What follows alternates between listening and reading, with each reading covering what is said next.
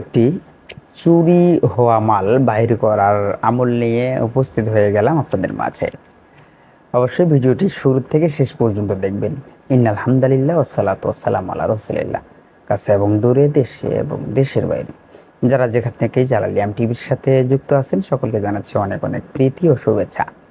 প্রিয় দর্শক শ্রোতা, আজকে থাম্বনেল দেখে অবশ্যই বুঝে গেছেন কি বিষয়ে আলোচনা হবে।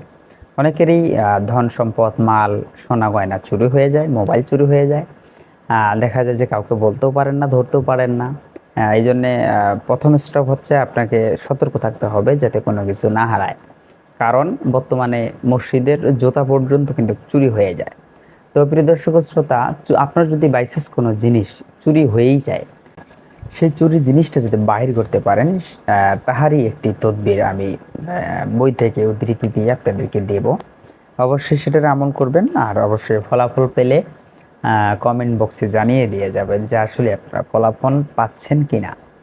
তো প্রিয় দর্শক শ্রোতা, চলে আসেন, আমরা সেই নকশাটিও আপনাদেরকে দেওয়ার চেষ্টা করব।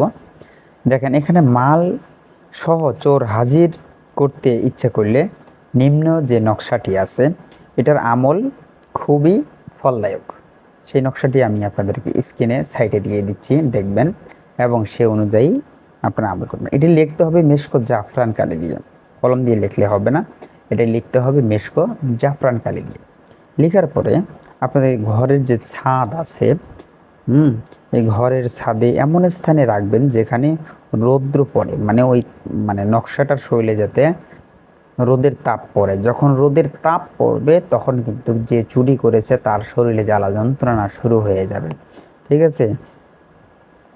তখন এই চোর শুধু জ্বালা পড়ার জন্য ছটপট করবে আপনার এই যে মাল দেওয়ার জন্য, ঠিক আছে? সেই মাল না দেওয়া পর্যন্ত সে কী করতে পারবে না, স্থির থাকতে পারবে না। যতক্ষণ পর্যন্ত সেই চোরের মাল না দেয় ততক্ষণ পর্যন্ত সে কিন্তু স্থির থাকতে পারবে না। অবশ্যই মাল সহ সে কিন্তু দিয়ে যাবে। পাশাপাশি এই তদবিরটা যদি রৌদ্রের দিন না হয়, সেক্ষেত্রে আপনারা যে কারেন্টের বাল্ব আছে বাল্বের সাথে লাগিয়ে দিতে পারেন যাতে এটা হিট হয়, ঠিক আছে?